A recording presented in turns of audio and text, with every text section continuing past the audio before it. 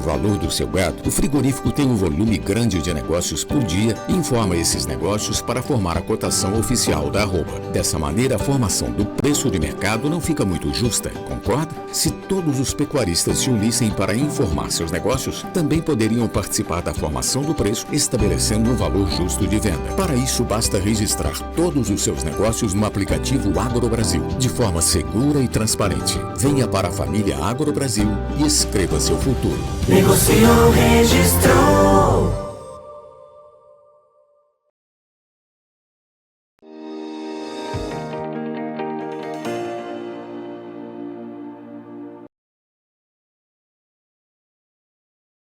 Olá, muito bom dia a você que está conosco, ligado aqui no Notícias Agrícolas, aguardando pelas informações do mercado. Hoje a gente vai conversar sobre um projeto bem interessante, idealizado pela Scott Consultoria, que tem como objetivo conhecer como anda a produção intensiva de gado aqui no Brasil. E quem nos traz mais detalhes dessa terceira edição, na verdade, do projeto Confina Brasil é o Felipe Araújo Darras. O Felipe é o coordenador desta expedição que viaja por todos os cantos do Brasil atrás de informações sobre como anda o confinamento por aqui. Seja bem-vindo, Felipe. Obrigado por nos ajudar aí a entender um pouquinho do trabalho de vocês e, mais do que isso, de divulgar esse levantamento que é tão importante. Falei que é o terceiro ano já do projeto em andamento. Queria que você contasse um pouquinho da ideia do projeto, de como ele surgiu, por que ele surgiu e, obviamente, a gente vai contar um pouquinho do que vocês já conseguiram detectar nessas 3 edições aí do Confina Brasil. Seja bem-vindo, meu caro. Muito obrigado, Alexander. Para mim é um prazer imenso poder falar aqui um pouquinho com vocês sobre esse projeto. Esse projeto eu tenho um carinho muito grande com ele, eu estou desde o início. A gente começou o Confina Brasil, nós temos um evento muito forte no confinamento brasileiro, que é o Encontro de Confinamento e Recriadores da Scott Consultoria, e em meio a todo aquele público, a gente, sempre o pessoal, você precisa fazer uma visita lá na propriedade, você precisa conhecer o meu confinamento, olhando as informações que a gente tinha de confinamento no Brasil, isso se concentrava, na maioria das vezes, em Goiás, em Mato Grosso, nós decidimos fazer o Confina Brasil. E aí esse projeto ele tem o teor de visitar propriedades que estão fazendo a intensificação da pecuária de corte, né? Confinamento, semi-confinamento, terminação intensiva a pasto, em todo o país. E a gente foi em busca de conhecimento, em busca de ter informações fiéis mesmo, indo dentro das porteiras desse pessoal para entender como que estava sendo tratada essa atividade, qual que era o alimento que estava sendo fornecido para o gado, qual o nível de gestão, as estratégias de ano para ano, as tecnologias implantadas, entender como que era a infraestrutura de região para região. Aí no primeiro ano, que foi em 2020, a gente visitou os 5 tradicionais estados, né, confinadores de gado do nosso país, que foi Mato Grosso do Sul, Goiás, São Paulo e Triângulo Mineiro. E aí, nesse primeiro ano, a nossa meta era visitar 80 propriedades e 1 milhão de cabeças de gado confinado. A gente conseguiu bater isso com um tanto de folga, né? Visitamos 118 propriedades já no primeiro ano e deu 1.663.062 cabeças. Eu nunca vou esquecer dessas 62, que era uma propriedade pequenininha aqui no estado de São Paulo, que fazia 62 animais confinados no ano.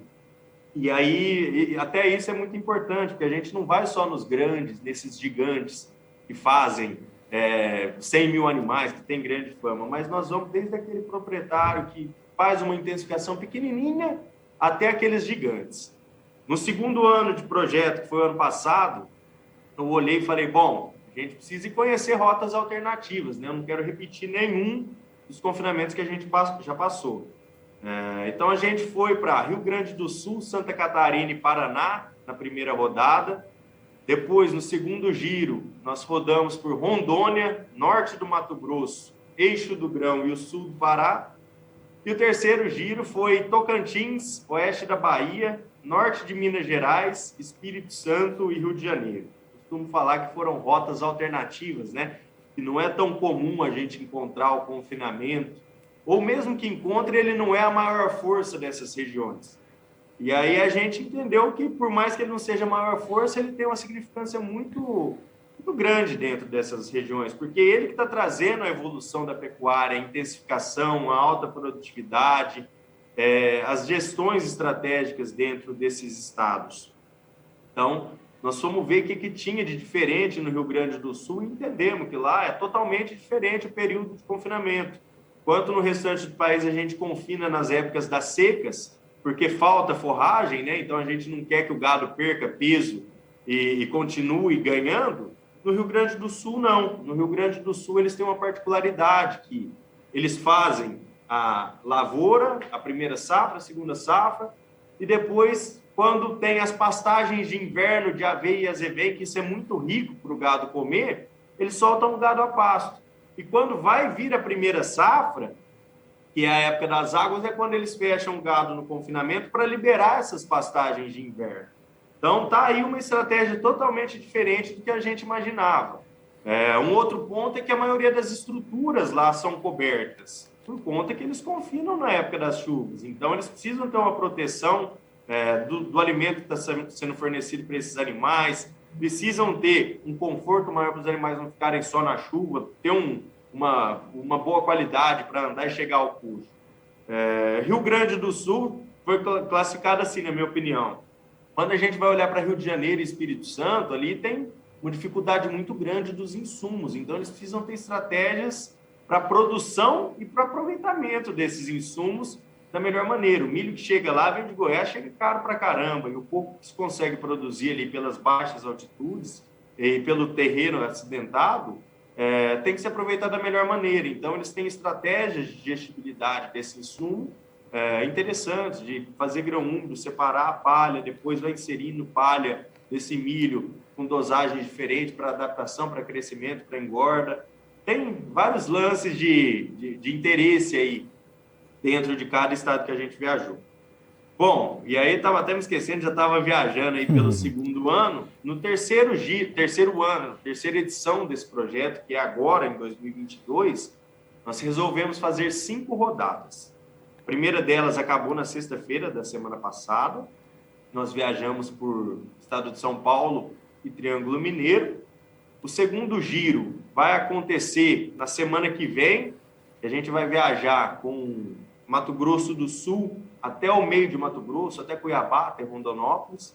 A terceira rodada, a gente vai deslocar para o Vale do Guaporé, aquela divisa do Mato Grosso com a Bolívia, e subir até o meio de Rondônia, subir até Rolim de Moura.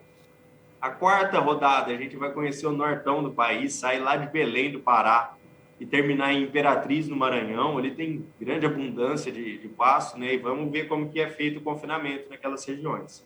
E o quinto giro vai ser o tradicional Goiás, onde a gente já visitou, e é o tradicional do confinamento mesmo, é Goiás, é Mato Grosso. Nós vamos rodar por Goiás e divisa de Goiás, tanto com Minas, quanto com Mato Grosso, alguma coisinha ali em Nova Chavantina, em Água Boa, em Barra do Garças, aquele Vale do Araguaia. Vamos ver como que tá sendo feito esse confinamento depois de 2 anos. Nós passamos por lá em 2020. Algumas propriedades nós não vamos retornar esse ano. Então, essas a gente vai fazer o levantamento remoto aqui pelo escritório, que a gente já conhece um pouco das estruturas. E outras a gente vai visitar novamente. Já visitamos um tanto agora no estado de São Paulo para entender o que mudou de um ano para o outro, né? De 2 anos para cá, com pandemia, com alta dos insumos, com vaca louca no meio do caminho, vaca louca típica, né? Que fique claro.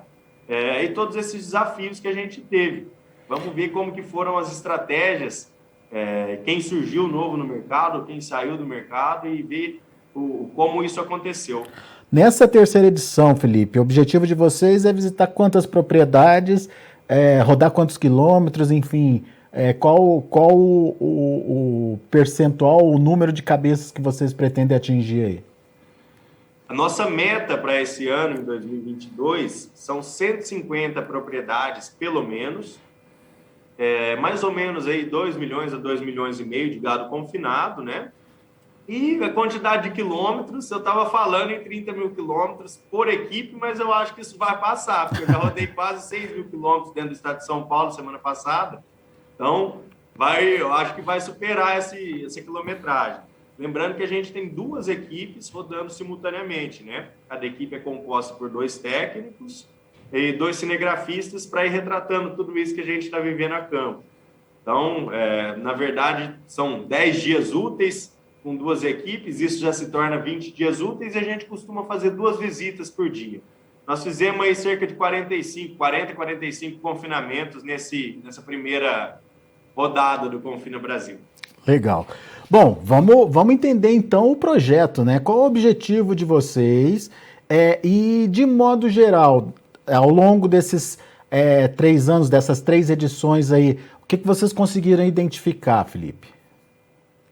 Alexander, nosso objetivo é pensar em uns 10 anos, isso é um sonho, na verdade, né? Pensar em uns 10 anos a gente ser um censo do confinamento.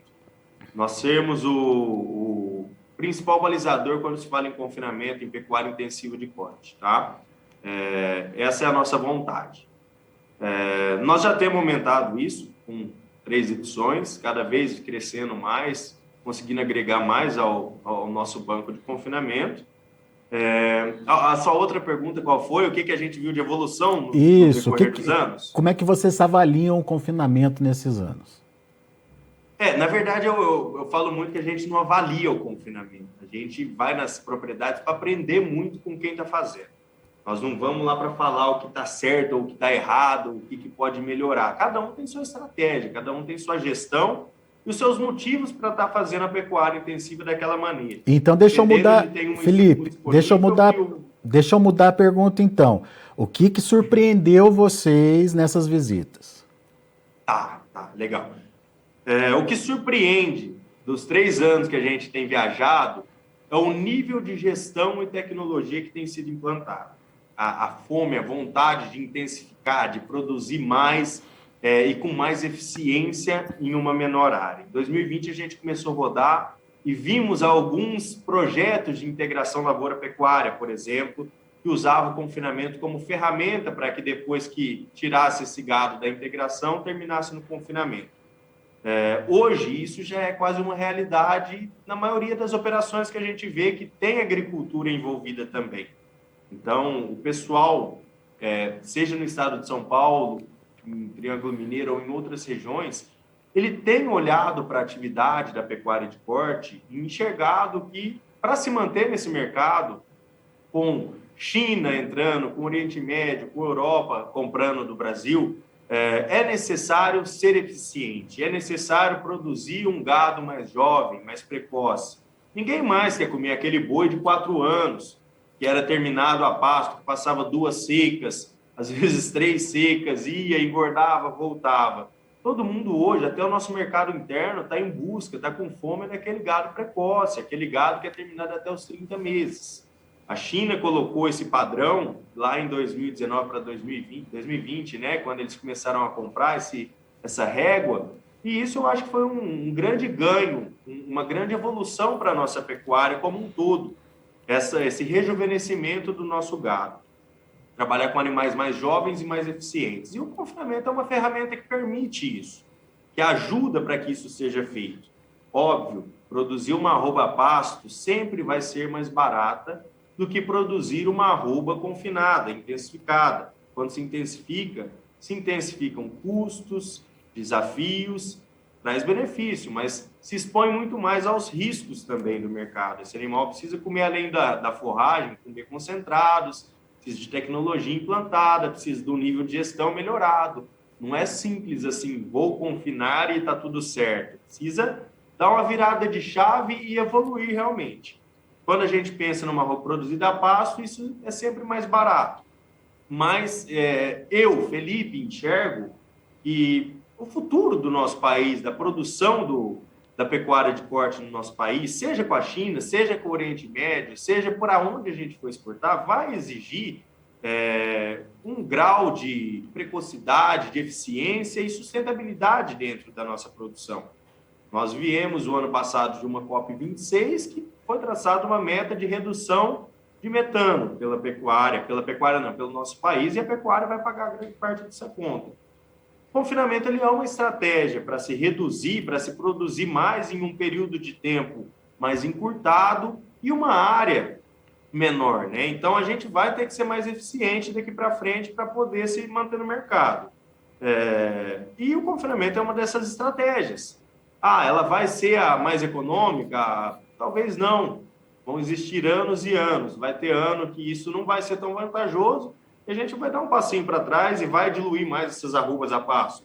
E vão ter anos que isso vai ser super vantajoso, que vai ter bonificação e vai ter remuneração em cima desse gado que foi intensificado.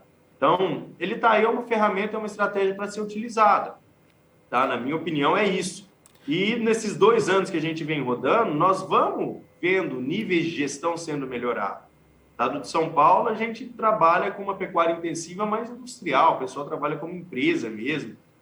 Vimos agora, passamos em confinamentos que a gente olha de encher os olhos, fala assim, cara, como isso mudou de 2 anos para cá, como esse cara cresceu, como ele está se expondo mais aos riscos. Lógico, é ano de dificuldade, é ano de crise, mas tem gente se expondo, tem gente aumentando, tem gente intensificando, tem gente travando, fazendo operações de rede, se protegendo e aumentando o seu volume de gado ano a ano, né?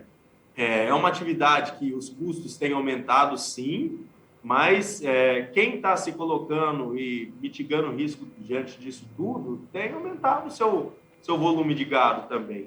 E essa relação do intensivo versus extensivo aí, como é que você vê? A tendência de continuar aumentando, enfim, vamos ter os 2 mercados ainda, os 2 tipos de produção, como é que vocês avaliam? Pensando em um país como é o Brasil, também um país continental, não dá para a gente falar que vai deixar de existir a pecuária extensiva. Acredito que daqui 100 anos ela vai continuar existindo. É a forma mais barata de se produzir no Brasil e a gente vive num país que ele é um país continental com clima tropical, tudo favorece para a gente produzir o gado a pasto. Só que eu acredito que o confinamento ele vai ganhar forças. As operações de médio para grande porte, ela vai se manter muito firme e o que a gente viu desses 2 anos para cá, em alguns casos, são as operações de pequeno porte sumindo um pouco e se mantendo firme os profissionais, aqueles que trabalham com médio a grande porte, médio a grande de 5 mil, eu falo, tá? De 5 mil para cima, 5 mil cabeças ano para cima. Esses caras tendem a se manter mais no mercado. Então, tem espaço para as 2 atividades. O que eu acho é que vai ser mais definido. Aquele cara que ele tem a pecuária extensiva, a pecuária a pasto, ele vai focar mais em fazer cria e recria e vai deixar a terminação para o confinamento, entendeu? Os 2 vão andar junto, vão evoluir junto. Aquele pessoal do ciclo completo a pasto, eu acho que isso tende um pouco a diminuir com o decorrer dos anos. Naturalmente, quando vai se implantando tecnologia, vai se focando mais em algumas fases, né? Então, eu acho que o pessoal do pasto vai se focar mais em cria e recria e deixar a terminação mais intensificada para o coxo. É o que eu acredito que seja o futuro do Brasil para a nossa produtividade aumentar e ser algo sustentável também, econômico e ambientalmente. Legal. Agora vamos falar especificamente desse ano, que é um ano aparentemente de virada de ciclo, que é um ano que a gente já teve custo elevado no primeiro semestre, quando a gente fala de dieta, que é um ano que a gente está vendo uma disponibilidade maior da reposição e, consequentemente, um preço mais acessível aí, do boi magro para o confinador. Enfim, como é que vocês estão encarando esse ano, desafios e principalmente, o que o produtor tende a fazer para superar esses possíveis obstáculos que aparecerão aí pela frente, Felipe? O que vocês têm visto? Sei que ainda é cedo, vocês estão apenas começando, mas qual a expectativa de vocês? Vamos lá, vamos por partes. Nós estamos, sim, nitidamente numa virada de ciclo pecuário. Já tem aumentado um pouco a oferta de fêmeas, já tem aumentado a oferta de reposição. Eu estava até conversando com o pessoal aqui do escritório. Relação de troca, quando se comparado na mesma época do ano passado, ela melhorou em 6%. Por mais que os insumos, o milho e a soja, os insumos primordiais, o concentrado, milho concentrado energético, a soja concentrado proteico, eles se mantiveram em patamares comparados ao ano passado, que é um desafio, né, para nós, mas quando a gente vai olhar o preço da reposição, ele melhorou em 6%, ou seja, está um pouco mais barato que o ano passado essa reposição. O que deixa a balança praticamente igual ao ano passado. No começo desse ano não estava tão vantajoso fazer confinamento, não, intensificação não. Estava um cenário um pouco tenebroso, né? Preço de reposição alto, preço de insumo alto, um futuro aí marcando nada tão vantajoso. Hoje a gente olha em um mercado futuro de outubro, ele está próximo a 340, né? E a gente já tem um China hoje de São Paulo de 330 e um boi commodity de 317.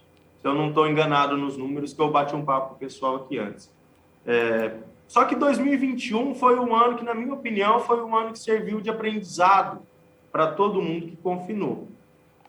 Quem fez o confinamento no ano passado, o gado comeu o milho mais caro do ano, provavelmente, e foi terminado ali em setembro e outubro, a grande parte do gado confinado brasileiro.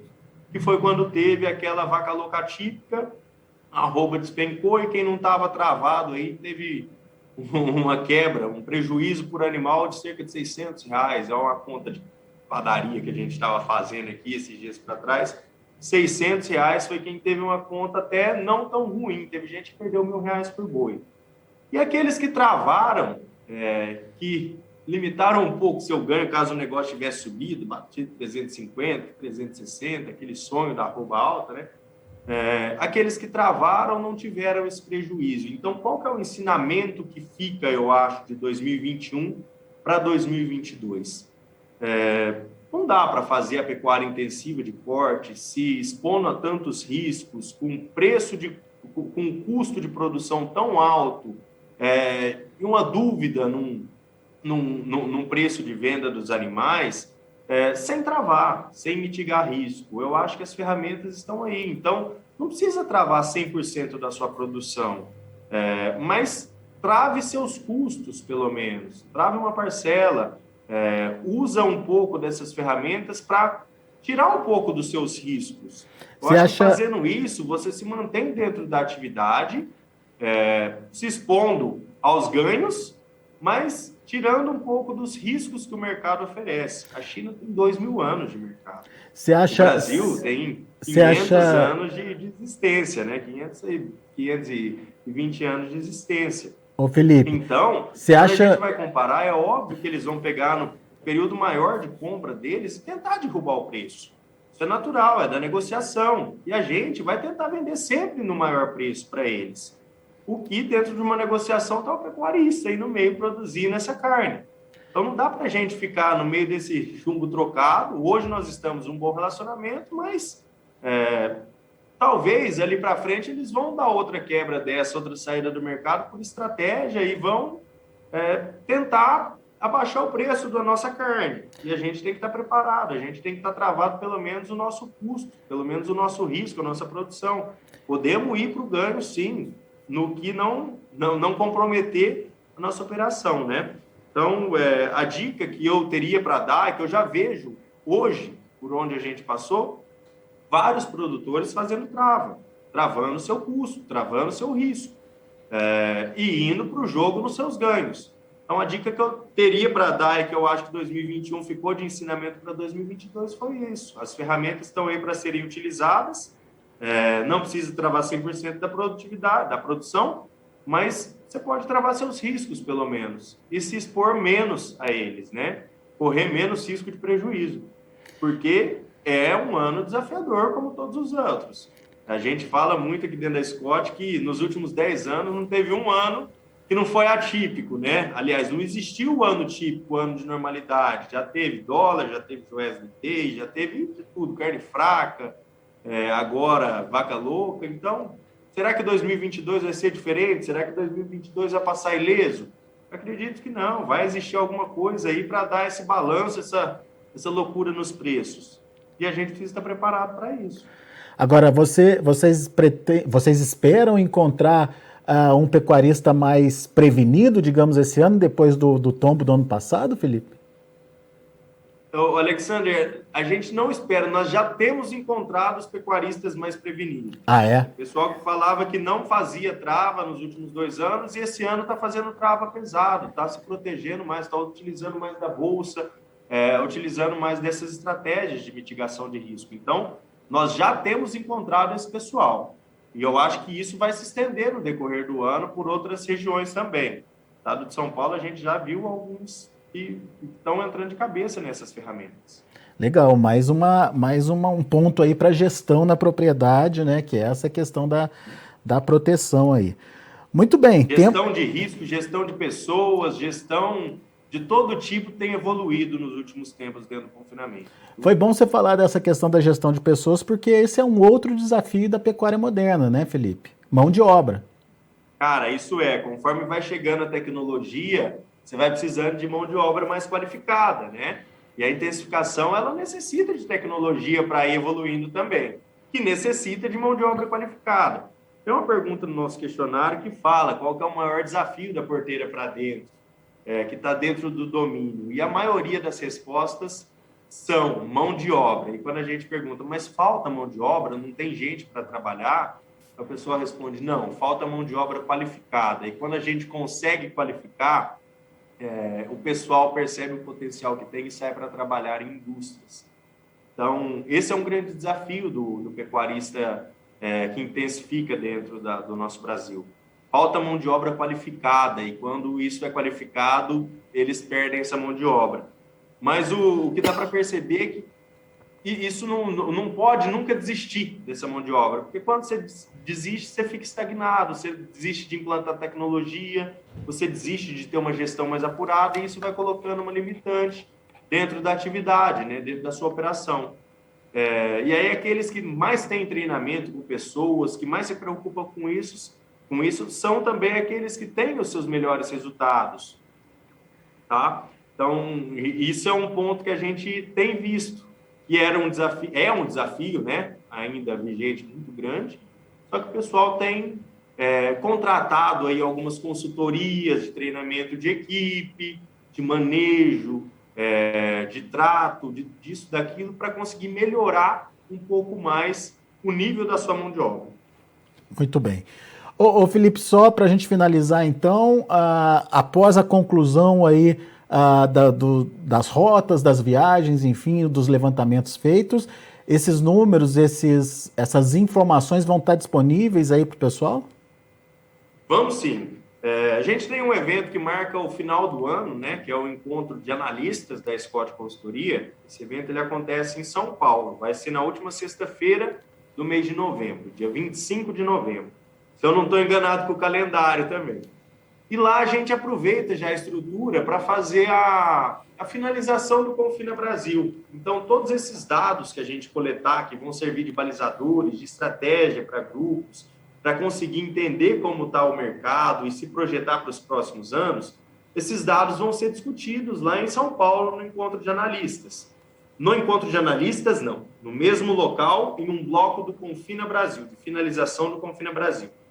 Lá a gente vai reunir os principais produtores que a gente visitou, que tem algum conteúdo para passar para esse público que vai estar assistindo e quem contribuiu com o Confina Brasil, alguns pesquisadores da Embrapa, que é um apoiador institucional do Confina Brasil, e também os nossos analistas aqui da Scott Consultoria. Até eu vou lá dar uns pitacos sobre confinamento, turma.